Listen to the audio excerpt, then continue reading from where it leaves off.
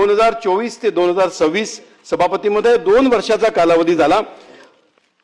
मला पहिला प्रश्न विचारायचा आहे की ही 2 महामंडळ लवकरात लवकर घोषित करता येईल, त्याचा काही कालबद्ध कार्यक्रम घोषित करता येईल का?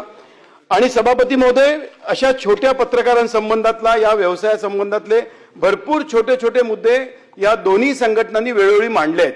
माझा दुसरा प्रश्न असा आहे की अशा सगळ्या छोट्या विषयांसाठी सरकारतर्फे मंत्री महोदयांकडे एक तातडीची बैठक लावता येईल का? सभापती महोदय, अतिशय महत्त्वाच्या आणि गंभीर विषयाकडे सन्मान्य सदस्य श्रीकांत भारती यांनी लक्ष वेधलंय। आणि हे आपण सगळेच जाणतो की आपण सगळेजण जी काही कामं करतो समाजासाठी, विविध योजना सरकार म्हणून आणत असतो, धोरण करत असतो, किंवा सामान्य नागरिकाचा आवाज ही धोरणं कार्यक्रम करण्यासाठी जो पोचला पाहिजे, सत्ताधारी असो विरोधी असो, या सगळ्यांना आपापल्या पद्धतीने राज्यहित, देशहित, समाजहित यासाठी सातत्याने बोलताना ज्या गोष्टींचा आग्रह आपण मांडत असतो त्या सर्व गोष्टी समाजाच्या संमतीच्या, समाजाच्या माध्यमातूनच आल्या पाहिजेत, असं मूलभूत कार्य हे आपल्या या वृत्तपत्र आणि त्यानंतर असलेल्या इलेक्ट्रॉनिक असेल, डिजिटल असेल, या वेगवेगळ्या पद्धतीने होत असतात। आणि म्हणून एका अर्थाने आपल्या संविधानात सुद्धा आपण त्याला एक महत्त्व दिलं आणि या रचनेला आपण एक स्तंभ म्हणून त्याचा उल्लेख करतो।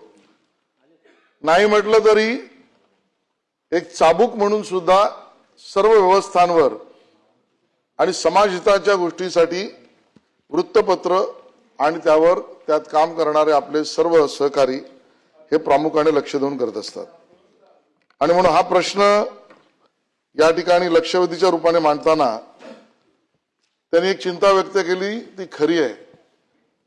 कोरोनाच्या आधी आणि कोरोना नंतर वृत्तपत्र विशेषतः या विषयामध्ये काही प्रश्न जटिल निर्माण झाले।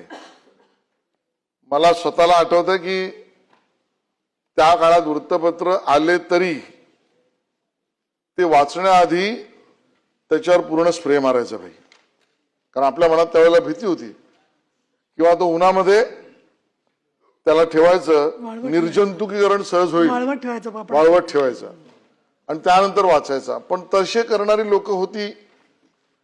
डिजिटलकडे आपण सगळेजण गेलो, स्वाभाविक आहे, तंत्रज्ञानाच्या उत्क्रांतीचा तो भाग आहे।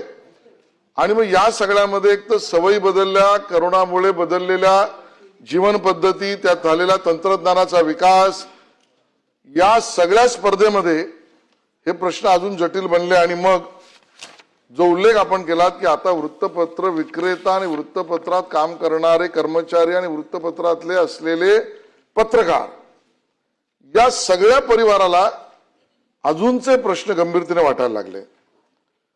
यदू जोशी आणि वसंत मुंडे यांच्या अध्यक्षतेखाली असलेल्या समित्यांनी काही सूचना दिल्या, काही बैठका घेतल्या, त्याचा सगळा इतिवृत्त माझ्याकडे, तो सगळं मी आता सांगत नाही। 2 गोष्टी आपण प्रश्नात स्पेसिफिक विचारले, ते म्हणजे 2024 10 ऑक्टोबरला मंत्रिमंडळ बैठकीत 2 स्वतंत्र महामंडळे कामगार विभागांतर्गत स्थापन करण्याचा निर्णय झाला।